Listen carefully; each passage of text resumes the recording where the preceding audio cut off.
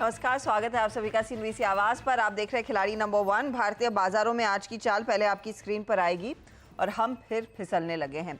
150 अंकों की गिरावट इस समय निफ्टी पर बनती हुई दिखाई दे रही है। निफ्टी बैंक में ज्यादा मार है, करीब 360 अंकों के नुकसान पर इंडेक्स ट्रेड करता हुआ। और मिड कैप इंडेक्स भी आपकी स्क्रीन पर आ जाएगा, तो वहां पर भी आप गौर करिएगा, 350 पॉइंट के नुकसान पर ही ट्रेड बनता दिखाई दे रहा है। यानी कि आज का दिन मुनाफा वसूली के नाम है। और आज सुबह में हम यही चर्चा कर रहे थे कि इस बाजार में अब ऊपरी लेवल्स पर आप कुछ प्रॉफिट बुकिंग की तैयारी कर लीजिए। अब एडवांस डिक्लाइन रेशियो देखेंगे तो 1:2, यानी कि एक बढ़ने वाले के सामने 2 गिरने वाले स्टॉक्स आज सामने उभर कर आ रहे हैं। प्रेशर कहां से आया है? एफएमसीजी कंपनियों में तो जाहिर तौर पर मुनाफा वसूली देखने को मिली है, लेकिन आज ऑटो कंपनियां और हाई बीटा स्टॉक्स भी बिकवाली के गिरफ्त में हैं। साथ ही साथ आईटी स्टॉक्स में भी दबाव बनता दिखाई दिया है। इनफैक्ट निफ्टी के कंट्रीब्यूटर्स आपकी स्क्रीन पर रख देते हैं, उससे साफ अंदाजा लग जाएगा कि कहां से दरअसल आज के दिन प्रेशर बनता दिखाई दिया। कौन से वो स्टॉक्स हैं जो दरअसल ड्रैग कर रहे हैं ओवरऑल इंडेक्स को। तो टॉप लूजर्स में ऑफकोर्स आयशा एमएनएम जैसे काउंटर्स हैं, उनकी तरफ से हमने देखा है दबाव आया है। लेकिन इसके अलावा देखिए, जिनका वेटेज ज़्यादा है उसमें एलएनटी है, आईसीआईसीआई बैंक है, इन्फोसिस है और एमएनएम जिसका मैं जिक्र कर रही थी। ये कुछ वो स्टॉक्स है जो बाजार को नीचे कर रहे हैं ड्रैग। अब ऐसे में डिफेंसिव सामने आए हैं। फार्मा कंपनियां, सन फार्मा, डीवीज लैब जैसे स्टॉक्स में खरीदारी होती दिखाई दे रही है। इनफैक्ट डॉक्टर रेड्डी सप्लाई, ये भी कुछ वो तेजी वाले काउंटर्स हैं। कोल इंडिया पर नजर रखिए, कोल इंडिया गिरते बाजार में 3% ऊपर है। ये अब तक की स्थिति है, लेकिन इस मार्केट को कैसे अप्रोच करना है, किन ट्रेड्स पर आप फोकस करेंगे, इस सब की बात करते हैं। हमारे साथ हमारे 3 जानकार हैं और तीनों के बीच मुकाबला अब तक, यानी कि कल दोपहर 3:30 बजे तक कैसा बैठा, वो आपकी स्क्रीन पर आ जाएगा और फिर बात करेंगे यहाँ से आगे की रणनीति के लिए। तो हरीश अच्छा, अरुण कुमार मंत्री करीब 2.5% के रिटर्न्स दिखा रहे थे। अमोल उनके बाद करीब -0.03% का रिटर्न और हरीश जुर्जारे जो -1% के रिटर्न्स पर हैं। अब आज की अप्रोच क्या बनेगी अरुण, क्या लग रहा है? ये तो और फिसला मार्केट 21,600 पर आ चुका है। Good morning. देखिए 21,500 21,600 ये कंजेशन जोन नीचे में रह सकता है। यहीं पे हैवी पुट राइटिंग है और उसी के आसपास अभी भी मार्केट ट्रेड कर रहा है, क्योंकि फिर निफ्टी की एक्सपायरी है और काफी पुट्स इस पोजीशन में फंस चुके हैं। तो आज वोलेटाइल डेफिनेटली रहेगा, पर एक काउंटर ट्रेड यहाँ पे ले सकते हैं 21,500 21,600। ये जो लेवल है नीचे के रेंज का लेवल है, यहाँ पे शॉर्ट डेफिनेटली नहीं करना है मार्केट में। डेफिनेटली अभी तक मिड कैप स्मॉल कैप में वो क्रैकडाउन देखने को नहीं मिला है, लार्ज कैप में ज्यादा आपको क्रैकडाउन देखने को मिल रहा है। तो जब तक मिड कैप स्मॉल कैप में या फिर एडवांस डिक्लाइन नेगेटिव ना हो जाए, तो मार्केट में थोड़ा पॉजिटिव रहना है। 21,500 600 के बीच में जो निफ्टी चल रहा है, ये अच्छे जोन है, यहाँ पे हो एक काउंटर ट्रेड ले सकते हैं। Specifically pharma, hotel stocks, even थोड़े बहुत पीएसयू स्टॉक्स, ये सभी अच्छे लग रहे हैं। तो उन्हीं सेक्टर्स में मुझे लग रहा है नीचे से बाइंग देखने को मिल सकती है। ओके, ये फिलहाल आपके लिए निफ्टी पर एक व्यू है। अमोल, आपकी अप्रोच क्या रहेगी? स्पेशली निफ्टी बैंक क्या इशारा कर रहा है, क्योंकि क्रैक्स वहां पर ज्यादा गहरे हैं। जी आशिदा जी नमस्ते। आई थिंक अभी भी ब्रॉडर टेक्सचर अगर हम बैंक निफ्टी का देखते हैं तो अच्छा ही है। Higher bottom formation daily charts पे भी अभी मेंटेन है, तो I think buy on dip strategy workable है। बट अभी के लिए फिलहाल तो मैं बैंक निफ्टी स्पेसिफिकली इंडेक्स के लिए थोड़ा सा वेट करूंगा। अगर कोई रिवर्सल चांसेस दिखते हैं तो ही आई थिंक बाय लेना चाहिए। अगर मैं इंट्राडे पे देखता हूँ तो 48,000 एक इमीडिएट सपोर्ट दिख रहा है और on the higher side I think 48,450 ये आने वाले दिनों में अच्छा खासा रेजिस्टेंस बैंक निफ्टी के लिए रहेगा। Fair enough. हरीश, आपकी अप्रोच क्या रहेगी? गुड मॉर्निंग हर्षदा जी। मार्केट थोड़ा चॉपीनेस दिखाई दे रहा है और आरएसए में भी थोड़ा नेगेटिव डाइवर्जेंस है, तो उसके चलते मुझे लग रहा है कि चॉपीनेस कंटिन्यू रहेगा। हाउएवर नीचे के साइड पे अभी सपोर्ट्स है, मुझे लग रहा है कि 21,500 तक एक डिप आ सकता है निफ्टी में। तो मुझे लग रहा है कि वहां से फिर से बाउंस बैक देखने को मिल सकता है। ओवरऑल सेटअप थोड़ा बहुत चॉपी रहेगा मूवमेंट, और नीचे से बाइंग देखने बिल्कुल मिल सकता है। निचले लेवल्स पर बाइंग आ सकती है, भरोसा है। तो मैं अज्यूम कर रही हूँ फिर आप कुछ मंदी से ज़्यादा तेज़ी वाले ट्रेड्स पकड़ेंगे। चलिए एक एक करके सबका पोर्टफोलियो स्क्रीन पर रखते हैं। लेकर आइएगा प्लीज़ हरीश का पोर्टफोलियो। कैचअप करने के लिए कौन कौन से स्टॉक्स आएंगे आगे उस पर बात करेंगे। लेकिन हरीश में आज आरईसी एग्जिट किया, बालाजी अमाइंस एग्जिट किया और कल जो इप्का लैब्स दिया था वहाँ पर प्रॉफिट बांधा। हरीश, आज का ओपनिंग ट्रेड? मेरा फार्मा में अच्छा खासा मोमेंटम है। मेरा फर्स्ट ट्रेड रहेगा डीवीज लैब में। मुझे लग रहा है डीवीज लैब करंट लेवल से बाय कर सकते हैं। ऊपर 4300 के लिए टारगेट्स के लिए यहाँ से ऊपर के लेवल्स दिखाई दे रहे हैं, तो स्टॉप लॉस रहेगा 3880 का और करंट लेवल से बाइंग करना चाहिए 4300 के लिए। 300 की तैयारी कर रहा है डीवीज लैब, तेजी करके चले। और डीवीज लैब इनफैक्ट आज टॉप ट्रेडेड काउंटर्स में शामिल है, 3% ऊपर है। 4300 की तरफ बढ़ेगा ये शेयर और 3880 के आसपास आप स्टॉप लॉस लगाएंगे। ये है वो पहला ट्रेड। अब आप आइए अरुण के पोर्टफोलियो पर। तो अरुण ने भी इनफैक्ट अपने ज़्यादातर ट्रेड्स कल और आज में एग्जिट कर लिए हैं। कैंपस बुक किया 2850 के लेवल्स पर, NHPC एग्जिट किया 6550 के लेवल्स पर, कल्याण ज्वेलर्स बुक किया है 364 के लेवल्स पर। अरुण, आज का पहला ट्रेड। अच्छा जी, पहला ट्रेड अगेन दो सेक्टर्स मेरे आज रडार पे, एक तो फार्मा और होटल स्टॉक्स, दोनों ही मुझे काफी अच्छे लग रहे हैं। तो पहला होटल सेक्टर से रहेगा EIH होटल, EI होटल्स इसका कोड है। 256 के आसपास चल रहा है, मुझे लग रहा है ये स्टॉक काफी अच्छा कर सकता है। 248 के स्टॉक लॉस से बाय करें और ऊपर में 278 का टारगेट। 278 के टारगेट के लिए आप कह रहे हैं ये एक तेजी वाला ट्रेड बनता हुआ दिखा। एक बार स्टॉप लॉस दोहराएंगे प्लीज। 248 का स्टॉप लॉस रहेगा, 256 के आसपास चल रहा है और 278 का टारगेट। मैं वो स्टॉप लॉस को लेकर कंफ्यूज हो गई थी। EIH तेजी वाला ट्रेड है और वैसे भी होटल स्टॉक्स में हम देख रहे हैं मजबूती है। ट्रैवल टूरिज्म की हम कल ही बात कर रहे थे दोपहर में, अच्छी खासी ग्रोथ देखने को मिलेगी इस इंडस्ट्री में। EIH जैसे प्लेयर्स को फायदा मिलेगा। 278 का टारगेट, 248 का स्टॉप लॉस रहेगा। ये है फिलहाल आपके लिए वो ट्रेड जो अरुण कुमार मंत्री ने आइडेंटिफाई किया। चलिए अमोल के पोर्टफोलियो पर आ जाते हैं। अमोल ने जो ट्रेड्स रखे हैं पहले वो आपकी स्क्रीन पर होल्ड किया है PVR को और साथ ही साथ SBI कार्ड को। दूसरे जो ट्रेड्स थे लेटेंट व्यू और जुबलेंट, उसमें से इन्होंने कर लिया एग्जिट। अमोल, फिर एक ही जोड़ेंगे आप क्या? जी हाँ, फिलहाल तो एक ही जगह खाली है तो एक ही ऐड करना चाहूंगा। तो क्या ट्रेड रहेगा वो? मुझे एक एक्सिस बैंक अच्छा लग रहा है, 1093 के आसपास है। पोजिशनल ये टाइम लेगा स्टॉक थोड़ा सा, बट अच्छे सपोर्ट्स लेवल पे अवेलेबल है। टारगेट 1140 1145 तक निकल के आ रहे हैं और स्टॉप लॉस छोटा ही रहेगा, 1077 उसका सपोर्ट स्टॉप लॉस रहेगा। ओवरसोल्ड है, 3 वीक का करेक्शन हुआ है, ब्रॉडर टेक्सचर अच्छा लग रहा है ये लेवल्स पे। 1077 आप कह रहे हैं स्टॉप लॉस? जी 1077 एंड 1140 टारगेट। ओके, ये है एक्सिस पर राय, तेजी वाली बनती हुई दिखाई दे रही है। वैसे हरीश और अरुण एक एक और ट्रेड जोड़ सकते हैं। हरीश, कुछ है आइडेंटिफाइड? हाँ, मेरा दूसरा स्टॉक रहेगा जिंदाल सा में। सो जिंदाल सा एक लंबा करेक्शन के बाद एक बेस बन चुका है ऑलमोस्ट 430 के करीब। तो मुझे लग रहा है कि यहाँ से एक तेजी के लिए हो सकता है आगे जाके। तो मुझे लग रहा है कि यहाँ से बाय करनी चाहिए जिंदाल सा, जो करंट प्राइस चल रहा है 434 के करीबन। ऊपर का टारगेट रहेगा 490 का और स्टॉप लॉस रहेगा 400 का। स्टॉप लॉस रहेगा 490 का। आप टारगेट लेकर चले। जिंदल 100 बाय साइड का ट्रेड और यहाँ पर दरअसल कुछ खरीदारी भी हुई है स्टॉक में ओपन मार्केट से, तो उसका भी कुछ इम्पैक्ट आ रहा है आज। अरुण, आपका ट्रेड क्या रहेगा?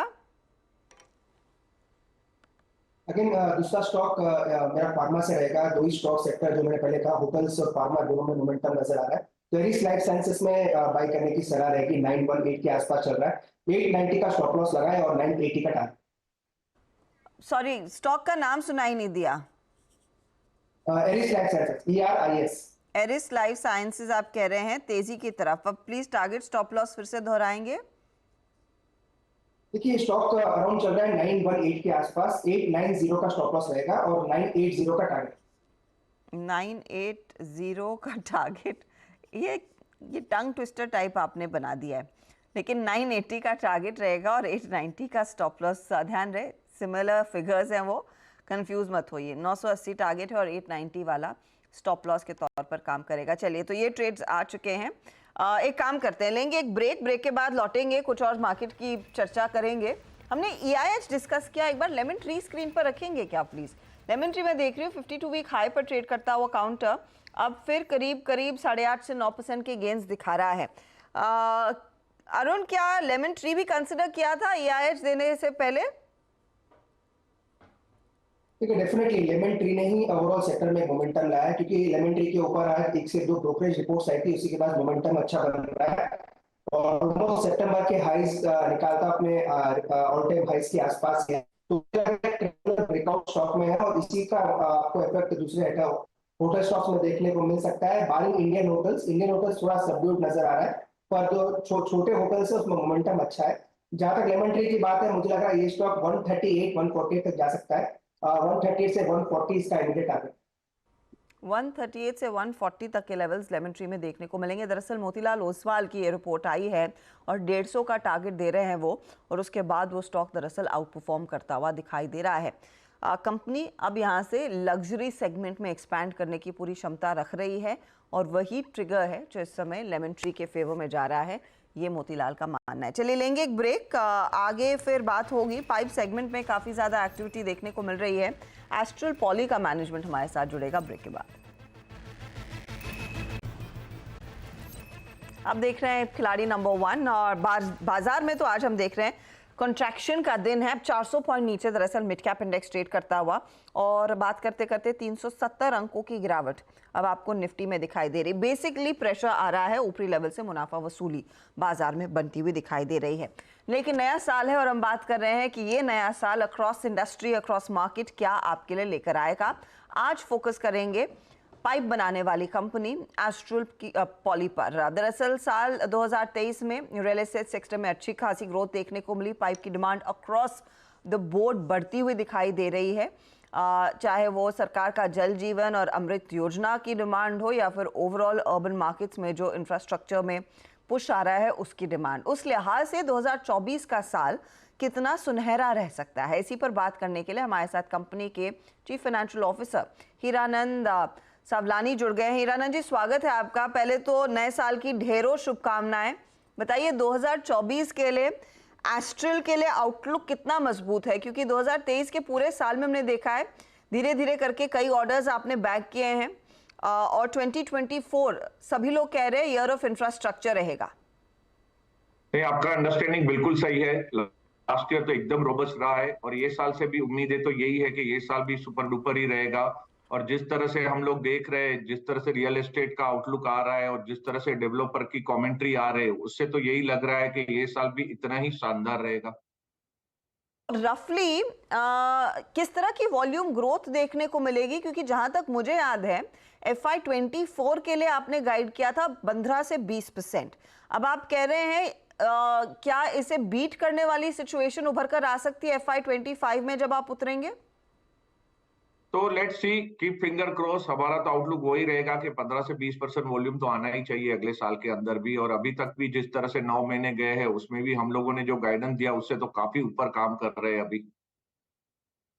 तो पूरे चांसेस हैं ये गाइडेंस इस साल बीट होगा और अगले साल भी काफी तगड़ी स्थिति देखने को मिलेगी, क्योंकि मुझे याद है आई थिंक सेकंड क्वार्टर तक आप लगभग 28% की वॉल्यूम ग्रोथ डिलीवर कर रहे थे। ये रन रेट फिर H2 में जारी रह सकता है?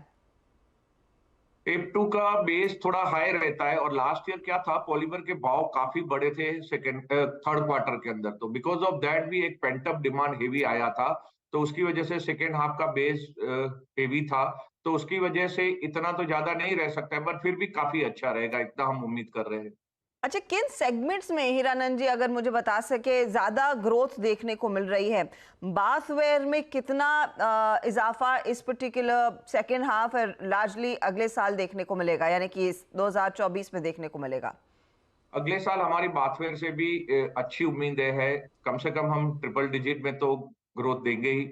Let's keep finger cross. अभी तो run rate month on month improve होती जा रही है, लास्ट क्वार्टर की कंपैरिजन में ये क्वार्टर में भी काफी इंप्रूवमेंट है, तो लग रहा है कि अभी प्रोडक्ट सेट हो रही है, नए नए डिस्ट्रीब्यूटर जुड़ते जा रहे हैं, तो हमारी उम्मीद है कि अगले साल तो काफी अच्छा इंप्रूवमेंट आना चाहिए, क्योंकि तब तक तो हमारी प्रोडक्ट भी सेटल डाउन हो गई होगी मार्केट में, काफी सारी ब्रांडिंग एक्टिविटी भी अभी धीरे धीरे करके हम लोग शुरू कर रहे हैं, तो उसका इफेक्ट नेक्स्ट ईयर में डेफिनेटली देखने को मिलेगा। अच्छा, आपके प्योर पाइपिंग बिजनेस में हीरानंद जी कुछ मुझे अंदाजा दे सकेंगे, ये प्रॉपर रियल एस्टेट घरों वाली डिमांड कितनी है, जो बड़े इंफ्रास्ट्रक्चर प्रोजेक्ट सरकार लाती है उसकी कितनी डिमांड है, क्या कुछ ब्रेकअप है या विजिबिलिटी है?